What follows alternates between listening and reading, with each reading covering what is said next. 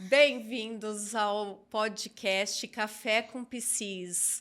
Hoje é o nosso 5º episódio e o tema hoje é relacionamentos e terapia de casal. Hoje a gente vai matar a curiosidade sobre um assunto que é tão demandado na clínica e eu conto com a presença maravilhosa da Carme Cuenca. Gente, vou pedir para ela se apresentar. Depois eu conto um segredinho de bastidor. Olá, eu sou psicóloga há alguns aninhos, né? Me formei em 95 aqui na UEM e trabalho com família. Meu primeiro trabalho foi com família. Casal veio em 2010, que daí eu comecei a trabalhar com casal. Então, tem 14 anos que eu trabalho com casal. E com família, 27. Uau! Então, tem muitas histórias, tem muita história, de né? família. Tem, casos de família, casos de família, de casal. E eu trabalho dentro da abordagem sistêmica, né? Onde a gente visa as relações. Uso como instrumento muito o genograma, mas não faço constelação. Fica a dica. Não vamos entrar em polêmicas. Não estou preparada, gente. Eu também não. Não estou preparada. E para quem não me conhece, eu sou a Luciane, eu trabalho com terapia cognitiva comportamental, trabalho mais com transtornos e com pessoas que querem uma vida melhor, porque não é só quem tem problemas que busca terapia, né? Geralmente é quem lida com o problema dos outros, né? Exatamente. Às vezes eu vejo assim meus pacientes, sei lá, Lu, eu faço terapia porque com quem eu convivo não quer fazer terapia. E aí eu tô aqui. E hoje a gente vai falar sobre um tema tão importante. Eu estava pesquisando sobre alguns dados. De 2010 para cá, o número de divórcios tem aumentado muitíssimo. E eu descobri que, em média, o brasileiro fica casado durante 15 anos.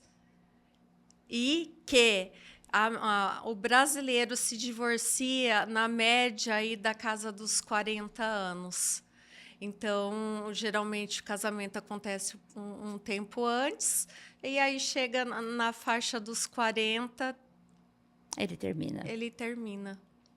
Né? E a gente tem um fenômeno, não sei se pode dizer assim, é recente, que é muitas pessoas na faixa dos 60 também se separando. Né? Alguns chamam de divórcio grisalho, divórcio tardio. Eu prefiro o divórcio grisalho, né? Tardio não.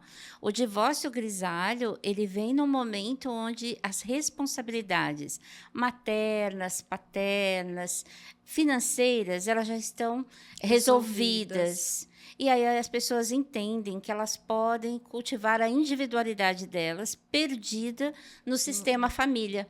Porque o sistema família acaba tirando um pouco a individualidade. Então, assim, daí a gente já vê nossas vovós e nossos vovôs não querendo apenas cuidar de netos. O divórcio tardio ou o divórcio grisalho, ele é uma forma de continuar a vida, muitas vezes. Eu acho que nos 60 as pessoas chegam e falam como eu quero viver. Porque meus a longevidade, anos, né? A gente tem uma longevidade. Então, até 80 anos está tudo bem. Então, assim, se eu me divorcio aos 50, aos 60 anos, eu ainda tenho 20, 30 anos pela frente. E muitas vezes eu tenho um parceiro, uma parceria, que não gosta de viajar, que, né, os gostos não são o mesmo.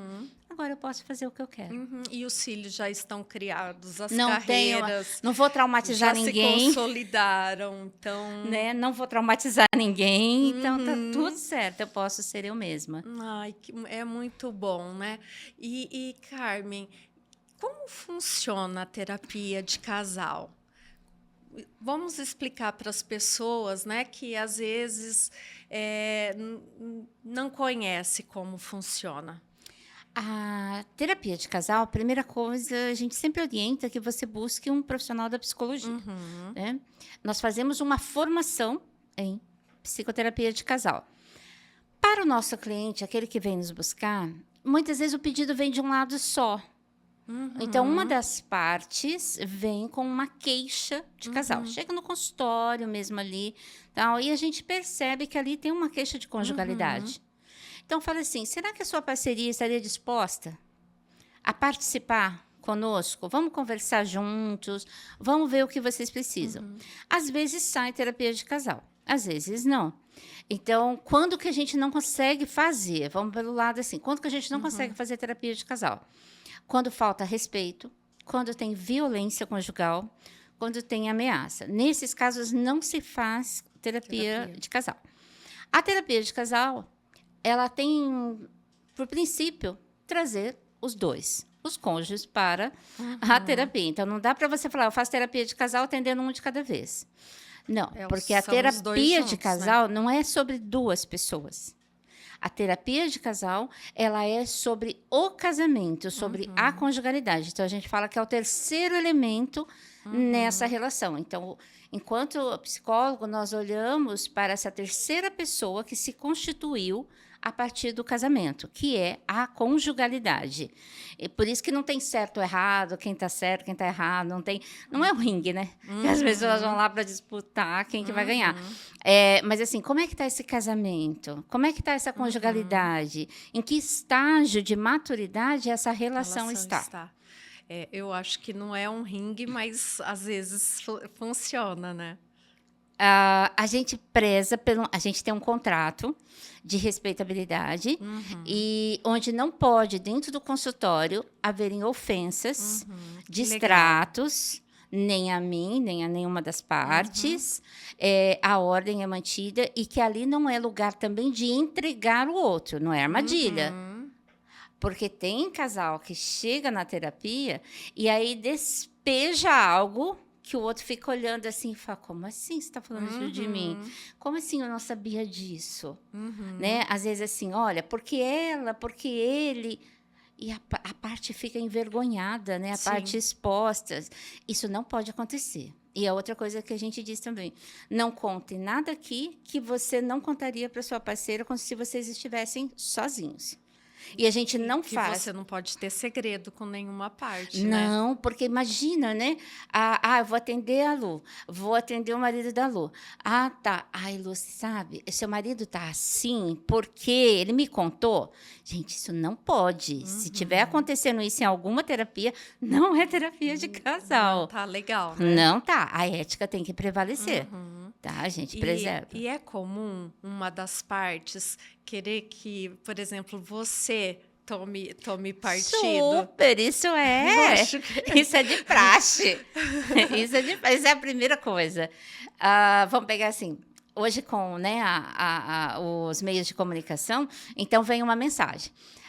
Tá, terapia de casal, a pessoa vai conversando ali, você vai conversando com ela. Tá, marcamos a terapia. Aí a pessoa diz assim, mas eu poderia falar com você antes da sessão, que eu queria que você soubesse uma coisa. Não pode. Não pode.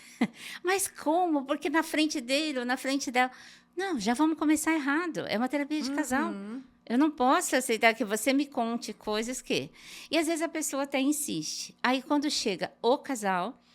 Né, seja homem ou mulher ali que fez essa revelação lá atrás, eu falo, então, fulano me procurou para isso, e nessa nossa conversa, ela atentou para um detalhe, onde vocês XYZ, conforme está descrito aqui na mensagem. Está claro para você?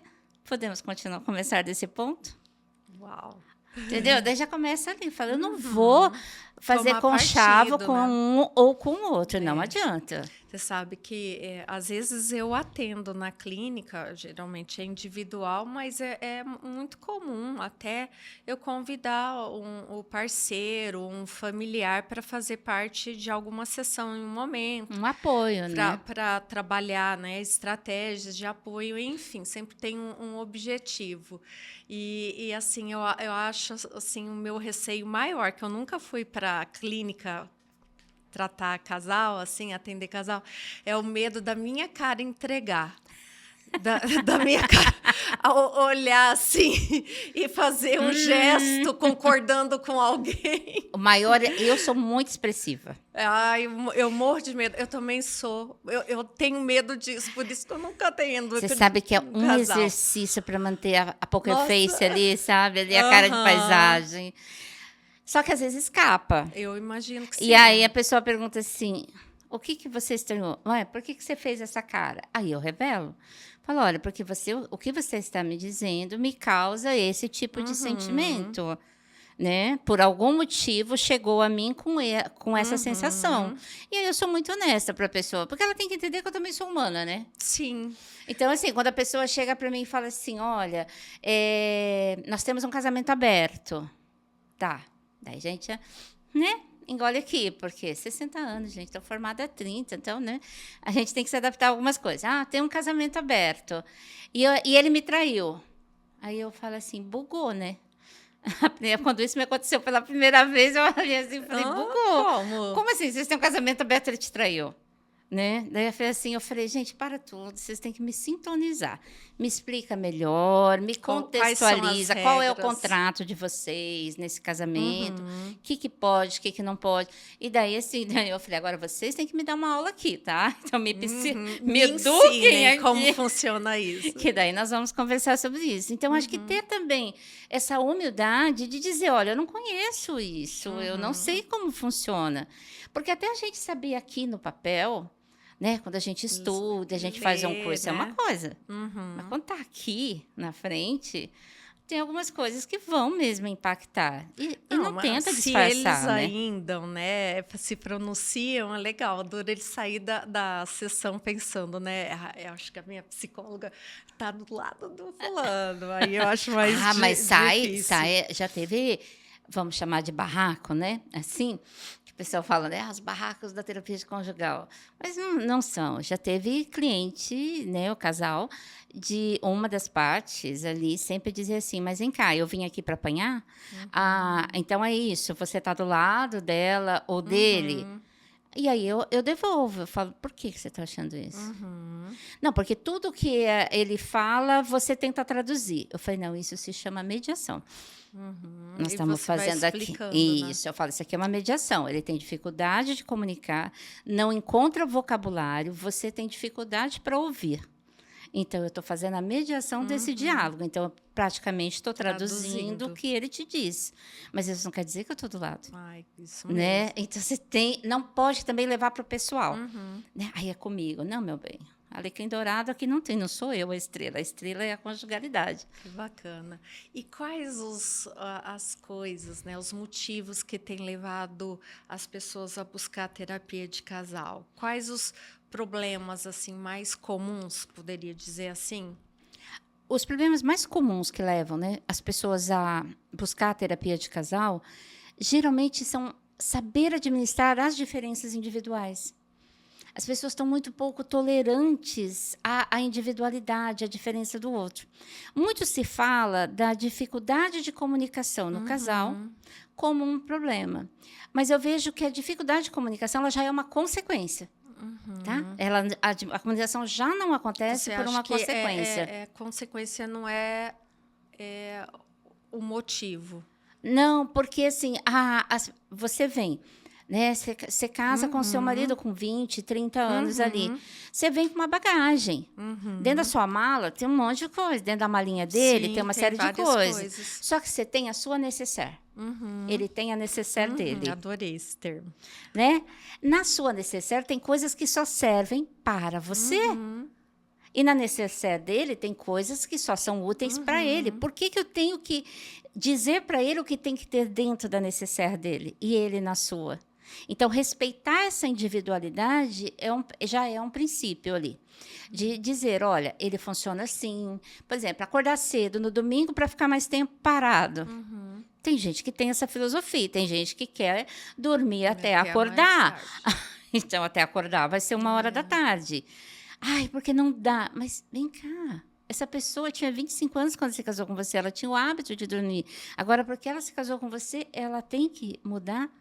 Ou Uhum, ela não pode mais acordar cedo, ela tem que dormir? uhum. Você gosta de acordar cedo? Levanta quietinho, dorme em quarto separado, vai caminhar, vai fazer Vai o que você fazer. quer. É Depois à ótimo. tarde vocês se curtem. E lá, assim, né, com os meus pacientes, muitas vezes eles trazem que, assim, um parceiro conversa mais e o outro não gosta de conversar. Geralmente é a Uhum. mulher que gosta de conversar e o marido não. E como lidar com isso? Porque é uma necessidade da mulher, mas o parceiro nem sempre gosta, né, de conversar. E aí, que dicas, né? Eu vou fazer uma supervisão aqui. Gente, a consultoria é grátis. É. A questão é assim, né? Não é uma questão de gostar de conversar ou não gostar de conversar. Mas é como é que, na psicoterapia de casal, eu quero que eles me contem como eles conversam. Às vezes a conversa é uma cobrança. Às vezes essa conversa que uma das partes diz que conversa é o apontar erro, é cobrar o que não foi feito, é a agenda da semana. Tá, isso não é conversa, isso é reunião. Isso não é conversa de casal, isso é reunião, é pauta. Né? O que é uma conversa de casal? Então a gente fala, vocês vão sair para jantar, sobre o que vocês conversam? Ultimamente eu tenho visto que os casais não conversam, eles ficam no celular. Ou então falam de filhos, ou então falam nós falamos da viagem. Não. Como você está se sentindo? Como foi isso para você? Aquele dia que aconteceu tal coisa, como que você ficou? Como você resolveu isso? Tá fácil, tá difícil? O seu trabalho, que seu chefe gritou com você, você superou? Como que tá, né? Quer dizer, isso é conversa. O que o pessoal chama de DR não é DR, é tortura. Eu falo que DR é isso, é conversar sobre os sentimentos, me interessar. Escutativa, né? Me interessar pronta e genuinamente pelo que o outro está dizendo, sem me interpretar. E depois fazer as perguntas de esclarecimentos, e aí nós estamos conversando. Quem que conversa assim? Eu estou pensando aqui. Não conversa. Tá difícil, tá mais tenso do que eu estou imaginando. As pessoas vão ali. Um fala, outro fala, um quer ter razão, outro quer ter razão. Depois que vira o ringue, né? Um quer ter razão, outro naquela coisa toda. Então, as pessoas não escutam. Ou não tem respostas, né? Não, elas não escutam o outro. Do tipo, a pessoa vai lá, fala, e o outro fala assim, então, né?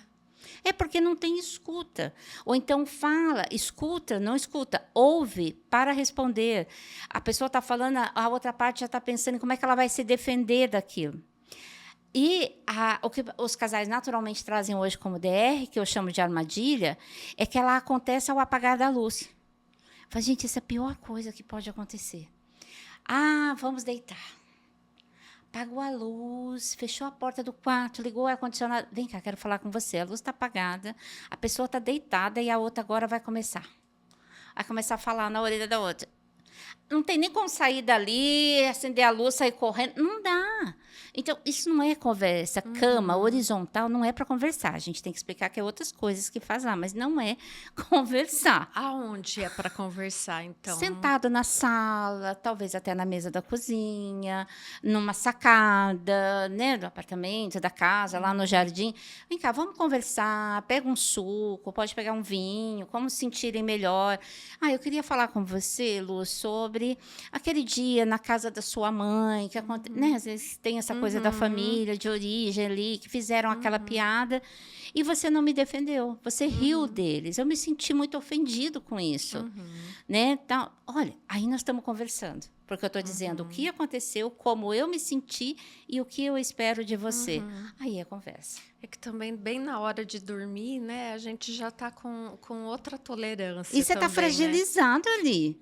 Você está indo, relaxado. Vem cá, precisamos conversar. Nossa, aí acabou.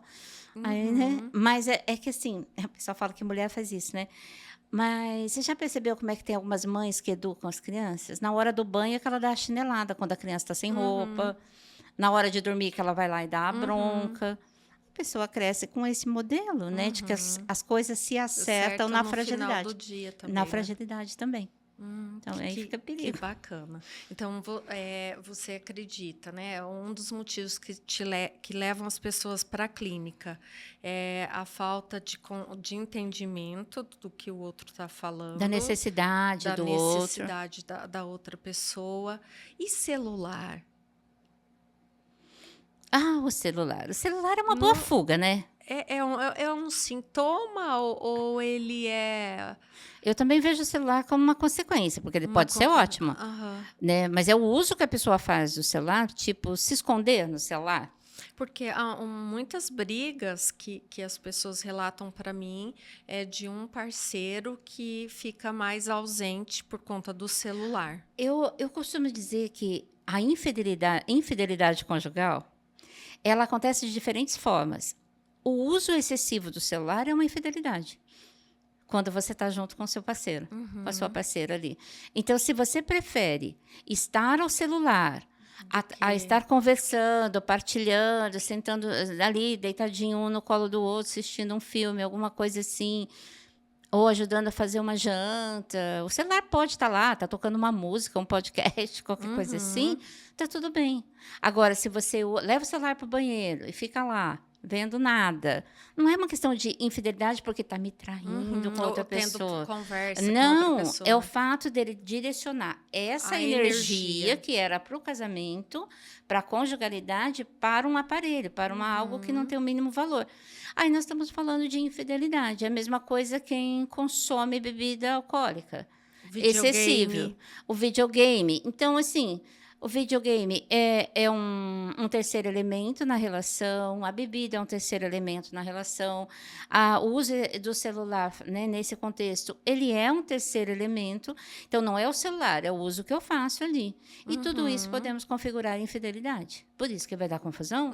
Porque o que acontece? Quando tem esse uso excessivo do celular dentro da conjugalidade, eu sinto que aquilo que está na tela é mais importante do que eu. Exatamente. Qual que é a minha É sensação? assim que as pessoas se sentem. Né? Na TCC, vocês têm aquela questão do abandono, da negligência. Que crenças que nós vamos formar a partir daí? Pronto, afastou.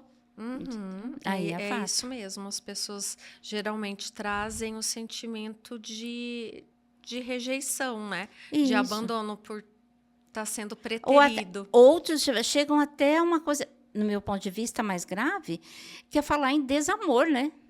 Que a pessoa gosta mais de estar ali do que estar comigo.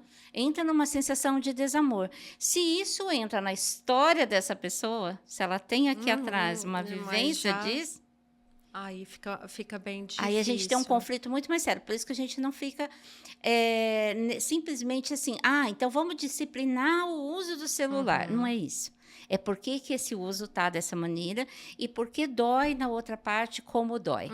Entendeu? Porque daí a gente olha essas histórias. Na TCC, nós trabalhamos muito com as crenças, com os pensamentos. E um dos erros mais frequentes nos casais é a leitura de pensamento. É quando um acha que sabe o que o outro está pensando. É clássico, né? Aí que comunicação sai daí? Pois é.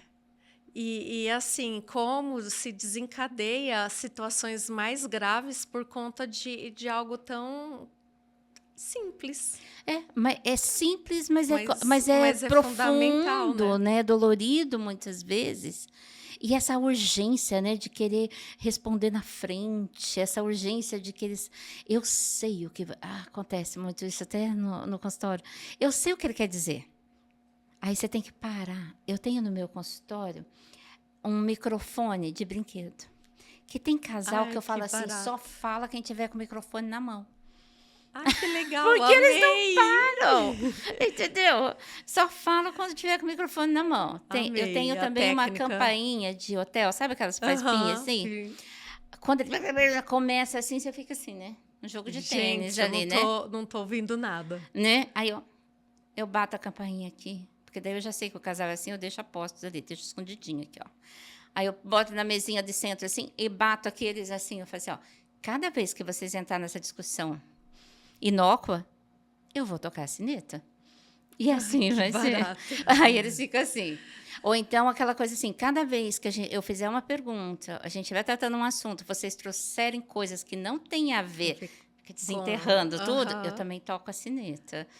Outro dia eu brinquei com um casal, né? Ele é bastante apegado a dinheiro. Eu falei, vou pôr uma caixinha aqui. Você trata de trazer dinheiro. tudo em nota de 20. Eu quero tudo em nota de 20 aqui. Cada vez que eu tocar sineta, você vai colocar R$ 20 aqui. Você tá louca, eu falei, né? Eu brinquei com ele. Eu, o que você vai fazer com isso? Eu falei, vou doar pra caridade, não vai ficar pra mim, não. Eu falei, mas você vai colocar. Ela falou, ih, vai ficar pobre. Mas não precisa, né? Não fizemos que barato, isso. Mas quebra um pouco também a atenção, né? Porque senão, se você fala, não, gente, para de brigar. Eu não sou mãe, não sou sogra de ninguém, né? Terapia também, né? Não, eu vou tentar entrar por um lugar que eles me respeitem, mesmo sendo lúdico. Em média, são quantas sessões? Depende. Eu sei que é difícil. 8, 10 sessões, a gente tem uma melhora significativa. A psicoterapia de casal, ela não é semanal. Então, ela não acontece de maneira semanal, pelo menos na abordagem que eu trabalho. A gente trabalha ela quinzenal. A menos que a gente tenha alguma coisa muito séria. Por exemplo, um casal perdeu o filho, tiveram um aborto. Nós estamos falando de uma crise, né? Daí é semanal. Mas um casal que vem por tudo isso que a gente estava discutindo, geralmente as sessões são quinzenais. Por quê? Porque essa sessão de casal ela tem a duração de 90 minutos. É bastante tempo. É bastante tempo. E ela é geralmente muito profunda, é isso que nós estamos falando. Vai lá. Então, eles saem do consultório, eles não querem entrar em contato com esse tema. Aí passa a semana, tem que digerir, aquilo volta. Porque terapia de casal não é relato semanal do que o casal fez. Eu falo, gente, isso aqui não é para relatar o que vocês fizeram. Ah, essa semana foi tudo bem. Não quero saber dessa semana. Sim. Né? Eu quero saber, sim. Foi tudo bem? Ótimo, porque agora a gente vai mergulhar aqui. Aí que é bom, né? Aí que é ótimo, né? Sobra tempo para a gente realmente explorar, né? Os desencadeantes do conflito, da dificuldade deles. Então, geralmente é quinzenal. Então, quando a gente fala 8, 10 sessões, as pessoas falam, meu Deus. Você tem que pensar que 8, 10 sessões, você vai estar trabalhando 1 ano com esse casal, mas não são 4 sessões mensais, né? E, às vezes, quando o casal já começa a evoluir, já começa a entender, já começa a se comunicar de verdade, a gente passa para mês. Então, a sessão começa a ser mensal. Até porque é uma sessão de alto custo, né? Então, a gente sabe que não é uma sessão barata. Não sei se a gente pode falar preço, mas a sessão ela não é uma sessão barata. Então, o casal está fazendo ali um investimento. Então, eles têm que aproveitar. E também tem um tempo para colocar em prática algumas mudanças, sim, né? Algumas tentativas. Porque a ideia é proporcionar ao casal autonomia e não dependência de mim. Ele fez isso, como é que a gente resolve aquilo? Não, gente, não sou conselheira. Não é isso. Né? Aconselhamento é outra coisa. Se a gente está fazendo aconselhamento parental, que é outro tema, é outra coisa. Mas psicoterapia de casal, não. Ai, que bacana. Não vai acontecer assim. Tem um outro tema que eu lembrei, assim, de demandas, de relatos, não ter uma validação de sentimentos da parte de algum parceiro. Aparece essa demanda para você? Como assim? Um exemplo? A pessoa, por exemplo, ter uma crise por exemplo, de ansiedade. E o parceiro olhar, né, para a parceira e falar assim, isso é frescura, minha filha. Parece muito. Aí nós trabalhamos quando você tem a presença de um transtorno, de uma crise, de uma sintomatologia mais séria dentro da conjugalidade, continua-se com o casal ali, e aí nós trabalhamos com psicoeducação. E aí nós vamos explicar o que é o transtorno bipolar, o que é, como se manifesta, o que pode se fazer numa situação de crise. Há 2 semanas atrás eu tive um casal que aconteceu isso. E aí ele me ligou e falou assim, fulana tá assim, o que eu faço? O que eu vou fazer, né? O que eu faço? Mas ela já tinha ansiedade, falei, ela está prestes a ter uma crise de ansiedade. A crise de ansiedade vai se manifestar, pode, né, se manifestar de A, B, C formas. E aí ele falou, nossa, ela está vomitando, tá, né, e tal, não sei o que. Eu falei assim, tá gelada, tá transpirando. Aí, excessivamente, eu falei, leva para o pronto-socorro. Vai para o pronto-socorro, precisa estabilizar esse físico. Vai chegar lá, o médico vai identificar que é uma crise de ansiedade, vai dar um calmantezinho, né? Falei para ele assim, e vai ficar tudo bem, tá? Volta para casa, cuida dela, aquece, faz um chazinho, não pergunta nada, né? Então, aí você dá essa instrução e Orientação. depois vamos lá. E aí é muito gostoso nessa volta, quando eles voltam depois dessa crise, perguntar para quem entrou em crise como se sentiu Tio com por conta dessa porque, assim, validação. é cuidado, né. Nossa, aí a É hora, nesse muito caso, bom. né? Daí você vê o esposo indo às lágrimas, porque ele falava, mas eu não fiz nada. Não, você fez tudo o que Tudo eu que precisava, né. né? E aí ele fala assim, mas era só isso? É, era só isso. Uhum. Porque o homem, né? Vamos falar de gênero. O homem ele tem uma necessidade de ter resposta, porque ele é educado para isso, né? Ele tem que resolver, ele tem que ser objetiva, aquela coisa toda. Ele não precisa tudo isso. Né? Isso é uma cobrança, né, que se faz. Como a mulher não precisa ser meiga, como a mulher, cada mulher do seu jeito.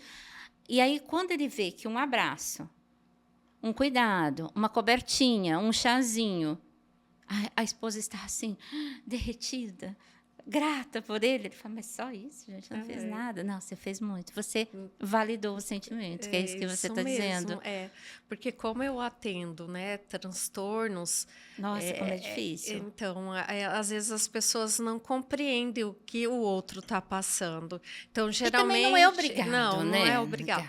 E assim, aí eu chamo geralmente, é nesse momento que a família, o marido, o Sim, um namorado ou apoio ali, namorada né? entra no meu processo, né? E que outros problemas que você poderia apontar que mostra assim que o casamento precisa, por exemplo, ter cuidado, né? E de repente, quais são as situações que podem estar apontando que o casal precisa procurar uma terapia? Tem duas situações que a gente considera assim, um pouco mais delicadas, mas que traz uma repercussão bem difícil, que ameaçam um casamento, é família de origem. Conflito com a família de origem e não saber estabelecer essa fronteira da família de origem com o novo casal.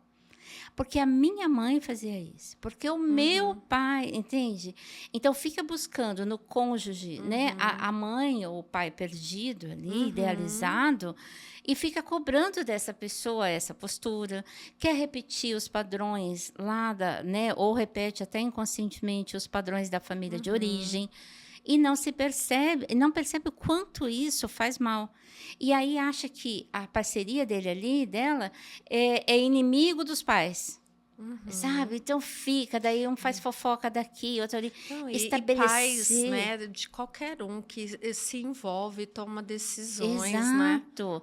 Olha, tem uma situação que a sogra dela na casa deles, foi lá fazer alguma coisa, ela mexeu na gaveta de lingerie dela e falou que ela não usava lingeries adequadas. Meu Deus. Né? Entendeu? O que ela tem com isso, né?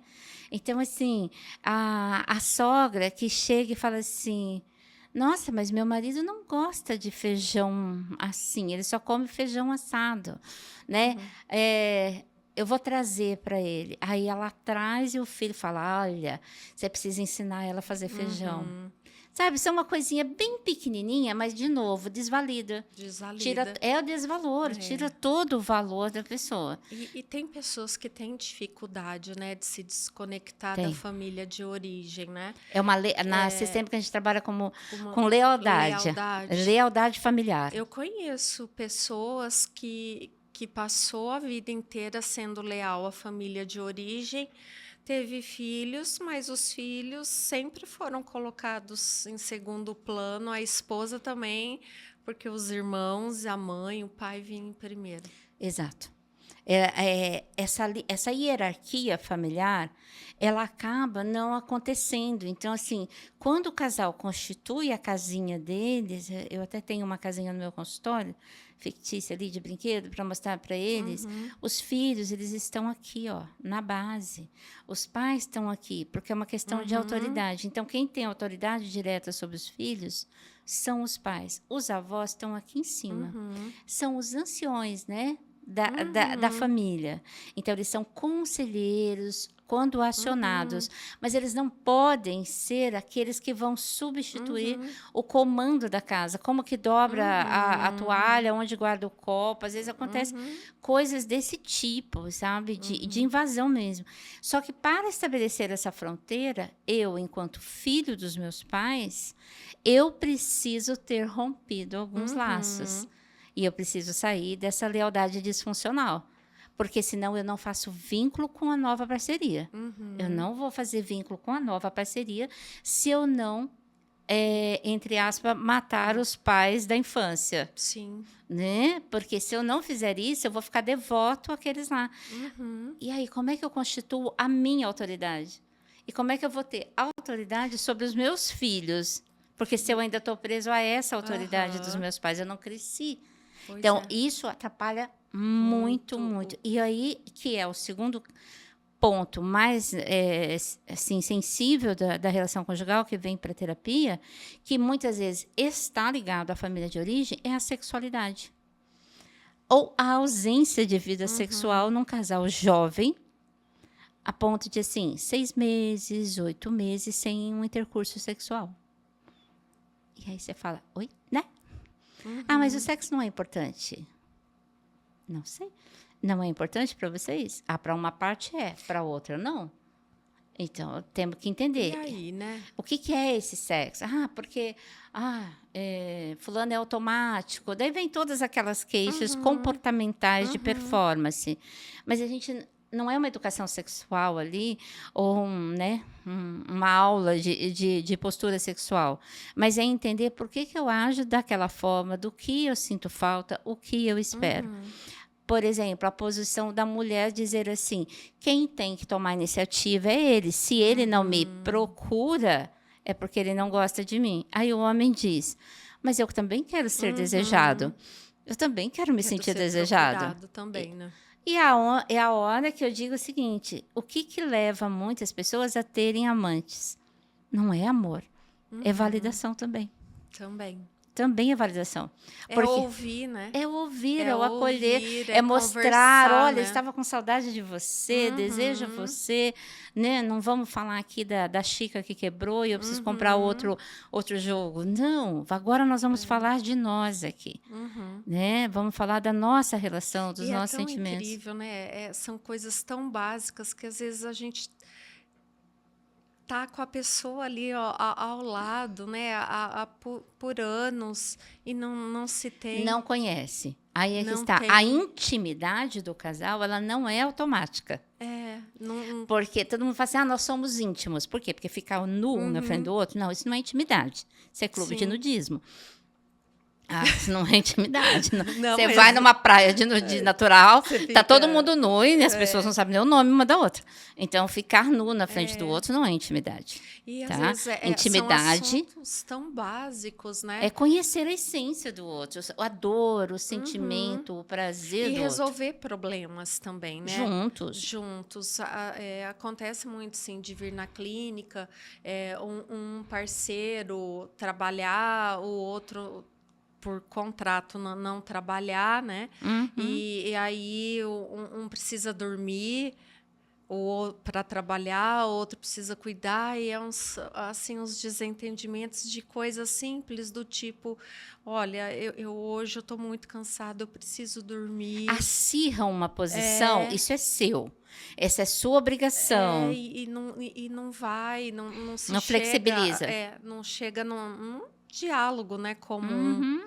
Eu separei, né, algumas perguntas que eu, né, pedi para os meus pacientes. O que vocês gostariam de saber? E eles fizeram 3 perguntas aqui. A primeira delas é assim, quais são os sinais de um relacionamento abusivo? Que hoje está tão né, sendo falado tanto assim. A gente precisa olhar que, assim, dentro do que eu trabalho, a gente vê o relacionamento abusivo, que ele tem 3 camadas. Então, eu tenho o relacionamento que é tóxico, o que é abusivo e o que é violento. Então, ele vai em evolução. Vai mesmo. Né? Então, assim, o que é tóxico? Né? Lu, mas tem certeza que vai passar essa cor de batom? Fica horrível para você. Faz isso não. Quem você pensa que é? Né? Então, vamos falar da violência psicológica, do Sim. assédio moral. Né? Olha, seu corpo tá caído. Aham. Alguma coisa desse tipo, isso aí não é para você. Teve um cliente que falou para a esposa dele, né? Eu atendo a esposa, não é casal, é individual.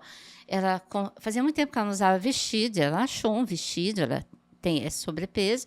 Ele falou assim: aonde que a capa de botijão vai passear? Ai, gente, são Esse palavras é um relacionamento tóxico. Né? Esse é um relacionamento tóxico. Quando ele vai evoluindo, né, para um relacionamento abusivo, começam-se as humilhações públicas, começam as situações de constrangimento público, de desvalorização pública, né, tirar sarro, fazer piadinha, expor, que hoje o pessoal chama de bullying, né, mas aí o bullying é relacionado à questão mais educacional. Acontece isso. E o violento, né? A violência é que daí pode ser a violência patrimonial, pode ser a violência sexual e assim, todas as outras, né? Os 5 tipos catalogados de violência. Mas sempre que o outro te impede de ser você mesmo, não valida, né? E desvaloriza, ou então quer crescer em cima de você pelas imperfeições dele, né? E ele coloca isso como uma forma, a outra parte coloca isso como uma forma de crescer. Nós temos um relacionamento perigoso, nós temos um relacionamento tóxico aí. Tóxico. Eu acho que muita gente acaba sendo tóxica e às vezes não. Voltamos à família de origem. Não está percebendo. A brincadeira. É. A brincadeira. Voltamos àquela coisa, né? Se não é bom para os dois lados, não é brincadeira. Não é Se os legal. dois lados não riem, então não foi uma brincadeira. Então, isso o casal pode avaliar. Você gostou da piada que ele fez? Não. Gostou da comparação que ela fez? Não. Então, assim... A outra perguntinha. Como lidar com dinheiro estando casados? Porque eu tenho né, situações em que um parceiro não conta nada sobre o seu dinheiro. Então, a pessoa não sabe o quanto o parceiro ganha, se guarda dinheiro, aonde investe. Infidelidade de novo. Como que seria isso? Porque a partir do momento que vocês constituem, né, nós constituímos um casal, a gente tem acordos. Nós falamos que é um contrato conjugal. Como vai funcionar? Cada parte da nossa vivência. Como que a gente lida com isso? Vai ser o meu dinheiro, o seu dinheiro, o nosso dinheiro, o meu, o seu e o nosso. Isso o casal tem que entrar num acordo. Como que seria? Por exemplo, você tem seu apartamento. Aí você vai casar com uma pessoa que vai vir morar nesse seu apartamento. Então, a partir de hoje, nós vamos rachar as despesas em 2. Será que está certo? Será que é justo? Então, a gente lida muito com isso. Porque hoje, no momento, é tudo lindo. Mas daqui 5 anos, quando você quiser fazer algumas coisas e você estiver sem dinheiro, sem recurso, aí você vai falar assim, poxa, mas moramos no meu apartamento. Esse apartamento já está... Então, aí começa a sensação de injustiça. Então, assim, se o apartamento é seu, quanto que ele vale? Quanto seria um aluguel nesse prédio, né, desse apartamento? Então, como que nós vamos dividir isso? Então, assim, deixa que eu pago o condomínio e IPTU, porque o apartamento já é seu. Está no seu nome. Né? Vamos, então, fazer uma partilha do apartamento? E esses acordos podem mudar conforme as realidades. Podem mudar, por exemplo, um desemprego. E as realidades, às vezes, ganhava mais, outro menos. Que é a mesma coisa. Eu ganho 30 mil, meu parceiro ganha 10 mil. Vamos rachar as despesas da casa em 2? Tem alguma coisa errada Igual, aí? Não dá, né? Vamos trabalhar com proporção? Vamos lembrar a estatística e vamos trabalhar com proporção? Então, assim, e sempre é muito importante, quando os dois trabalham, tem renda, o trabalho tem renda, eles têm uma renda passiva, né? A parte que vai para casa, a parte que vai para a pessoa. Uma parte tem que ficar para você, essa parte você não precisa dizer o que você faz. Isso é bom, né? Porque essa parte você não precisa dizer. Então, assim, olha, você ganha 10 mil, então você vai ajudar com 5 mil em casa, 5 mil é seu. O que você vai fazer desses 5 mil? Você quer dar na esquina pro mendigo?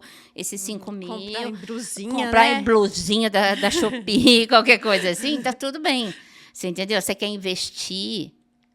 Ele quer comprar raquete de tênis, né? Apesar que hoje as mulheres estão jogando beach tênis também ali Que e tal. legal. Tudo bem, mas o que é comum? E às vezes eu trabalho com um casal que a gente faz meio parecido com a roda da vida, mas a gente faz a roda de investimentos. Que legal. A roda financeira. Quantos por cento vai para cá? Quantos por cento vai para cá? Então, assim, nós queremos 20% da nossa renda em viagem, 20% aqui. Às vezes até o dízimo entra nesse cálculo. E aí eles têm essa roda aqui, onde eles dividem isso. E fica tudo bem, daí fica para cada um. Ninguém controla ninguém e todo mundo sai satisfeito. E a última pergunta é: o que eu posso fazer para o meu casamento, né, continuar bom? Né? De que maneira eu posso contribuir para o casamento ser bom? Vamos Primeira falar coisa, para que o seu casamento continue bom, você precisa trazer a sua parceria para essa conversa, porque não é uma responsabilidade só sua. Então, para o seu casamento continuar sendo bom, você precisa trazer a outra parte para essa relação. Porque senão, você está remando esse barco sozinho, não é sua responsabilidade. E para que ele fique bom, ele precisa ser flexível. Eu digo assim, eu acho que pelo menos uma vez por ano, o casal precisaria sentar e rever o contrato. O que está funcionando até aqui, o que vai mudar, ou quando houver uma mudança significativa, ou uma mudança de emprego para ganhar mais, para ganhar menos, uma perda, a saída de um filho de casa para ir morar sozinho. Houve uma mudança? Vamos conversar. Vamos recontratar? Recontrata esse casamento. Esse recontrato pode ser mensal, pode ser semanal, pode ser anual, pode ser eventual diante dos eventos, mas ele precisa ser recontratado. O problema é que a pessoa chega lá e fala assim: meu casamento não é como antes. Qual antes? 20 anos atrás. Eu falei, cara, nem eu sou como ontem. Né? Como é que o casamento vai ser como 20 anos atrás? Vocês têm filho, mudou, não vai ser. Então, primeiro, determinar que casamento eu quero. E compartilhar isso com o seu parceiro, com a sua parceira. Ai, que legal. Olha, vamos fazer um quadro mitos e verdades? Ai, meu Deus, vamos Ó, lá. você vai responder se é um mito ou é uma verdade, tá? Gente, eu não sou dona da verdade, tá? Mas tudo Mas bem, vamos lá. Comunicação é fundamental num relacionamento? 100%. É fundamental, é verdade. Opa! Exige trabalho manter um relacionamento duradouro? Exige trabalho, é uma verdade. E é um trabalho sem fim.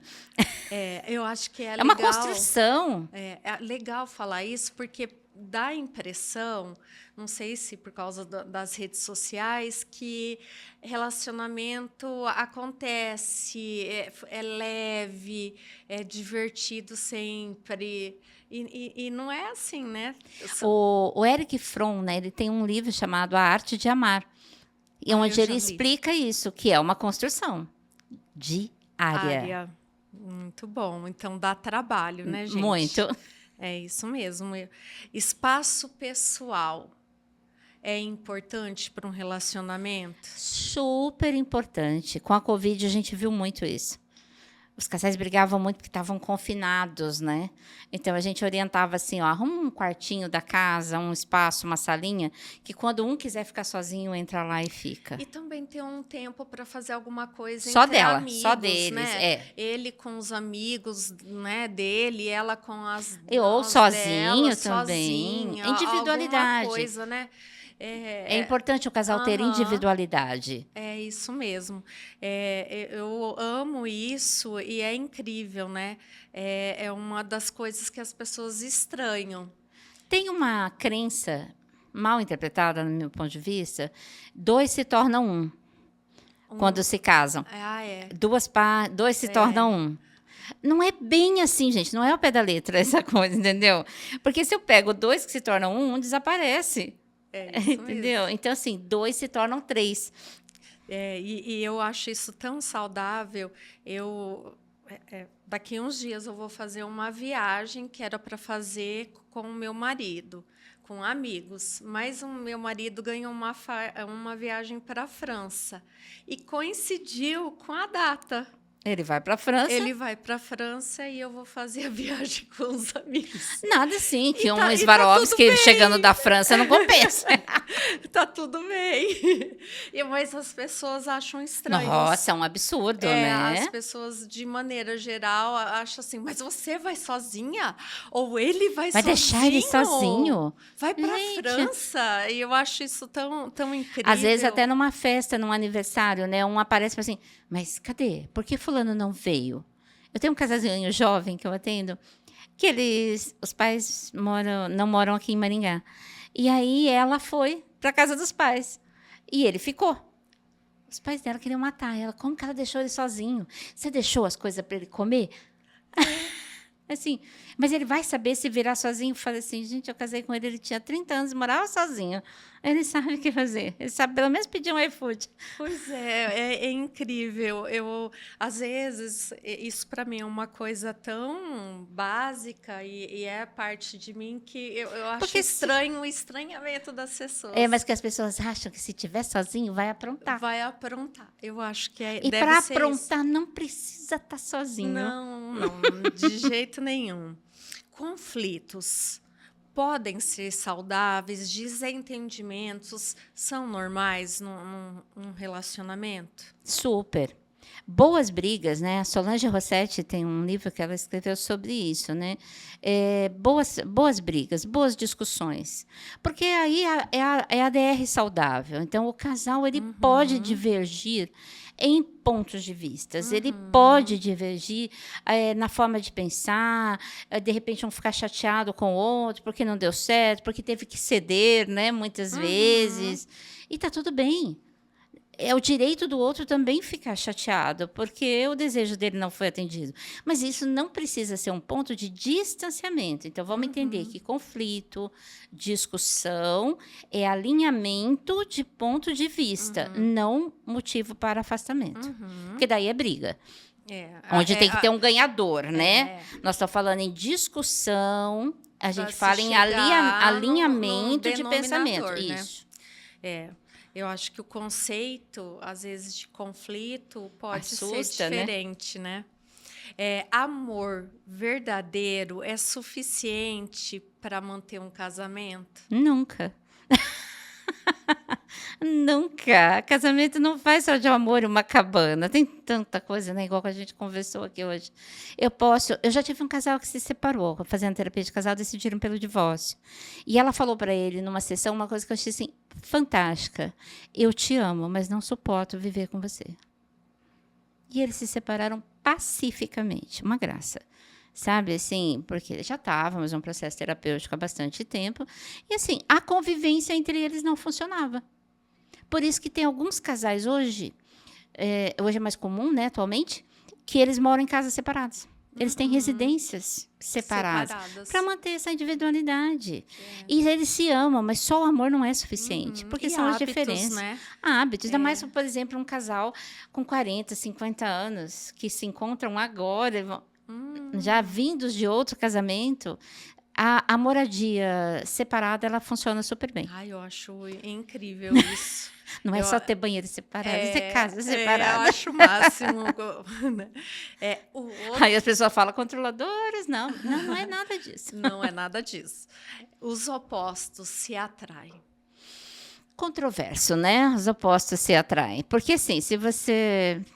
Vamos pegar, a gente vai casar um judeu com um cristão. Não vai dar certo. Não, mas não é por causa da religião, são valores. São valores, né? Então, assim, você vai casar um vegetariano com um carnívoro. Nossa, acho que talvez uma das combinações mais né? difíceis. Então, é muito difícil, precisa muito empenho para dar certo ali.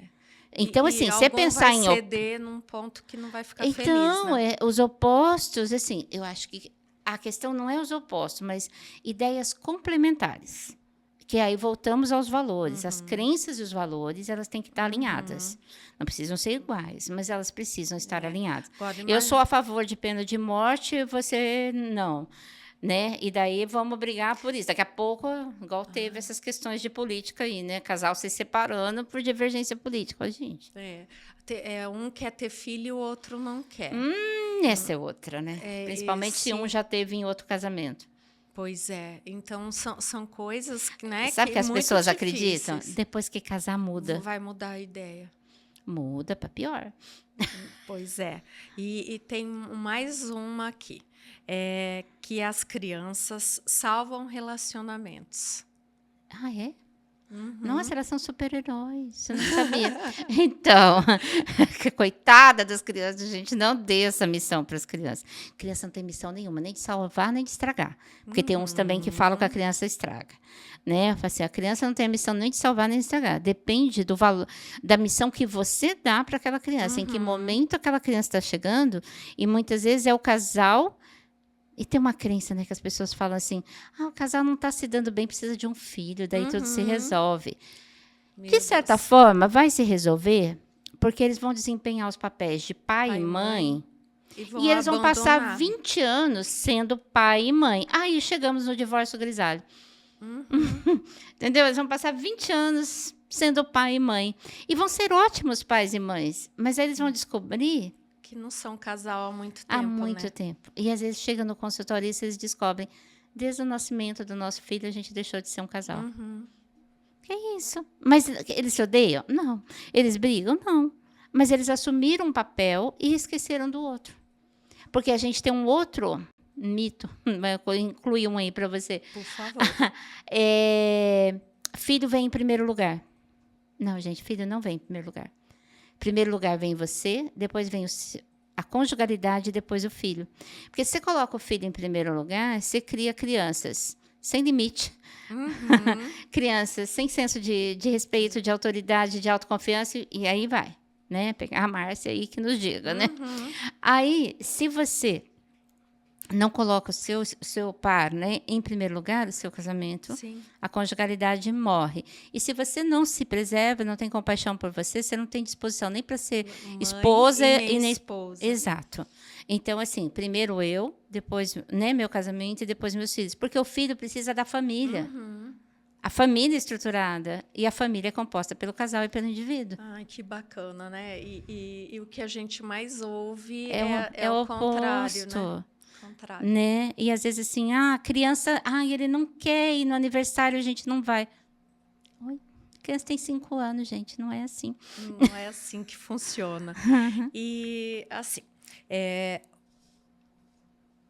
quais as dicas que você deixa para quem estiver nos ouvindo sobre relacionamento? Que ela poderia, né, pensar para se fazer a parte dela para o relacionamento? Que dicas que você daria?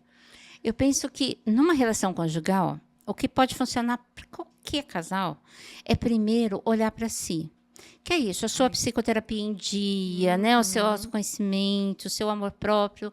Quando você tem isso, você sabe dizer para o outro o que você espera dele. Porque às vezes as pessoas ficam, mas meu marido quer o quê? Minha esposa, você não sabe nem o que você quer para você, porque você pergunta para a pessoa assim, que bebida você gosta? Ela demora 30 segundos para te responder. E daí o outro é obrigado a fazê-la feliz? Não vai acontecer. Então, a primeira coisa é cuidar de você. Saber quem é você, seus desejos, e saber comunicar isso, né, ao seu parceiro. Se você é, por outro lado, um profissional da psicologia que quer atender casal, vai estudar funcionamento familiar, né, e estudar também a história do casamento ao longo dos tempos, né? Vamos pensar assim, porque mudou muito e você tem que entender essa história, porque essa lealdade, às vezes a pessoa está se esperando no casamento lá dos avós, entender de imigração, isso ajuda muito. Então, porque se você ajuda o seu cliente a entender isso, ele não entra nesse conflito aí. E atender casal não é uma coisa simples. Não, eu acho muito difícil. Né? Porque você tem que manter essa... Então, assim, muito estudo, muito preparo, você tem que conhecer de muitas áreas. Você quer ficar num casamento bacana, quer fazer seu casamento dar certo, cuida de você primeiro. Eu acho essa ideia fundamental. né? A gente também não pode dar aquilo que a gente não tem nem pra gente, Nem né? sabemos o que que eu gosto, Aham. né? O que que eu quero, É isso mesmo. né? Adorei a dica. Carmen, muito obrigada. Obrigada, Lu. Ficaria muito mais tempo. A Carmen foi minha professora, minha querida. De muitas É, outras, de né? Agora só muito encontra aluno. Foi muito bacana. Eu esperei muito que a nossa agenda, né, combinasse para você estar aqui, porque é um tema tão relevante, tão importante para as pessoas. rico, né? É Tem muita muito coisa. rico. Então, muito obrigada por você estar aqui. Foi um presente para mim também estar aqui. Ai, Obrigada, Lu. eu que agradeço. E a vocês, muito obrigada. E compartilhem esse conteúdo com quem vocês conhecem. Manda para a sua família, porque é um conteúdo muito relevante.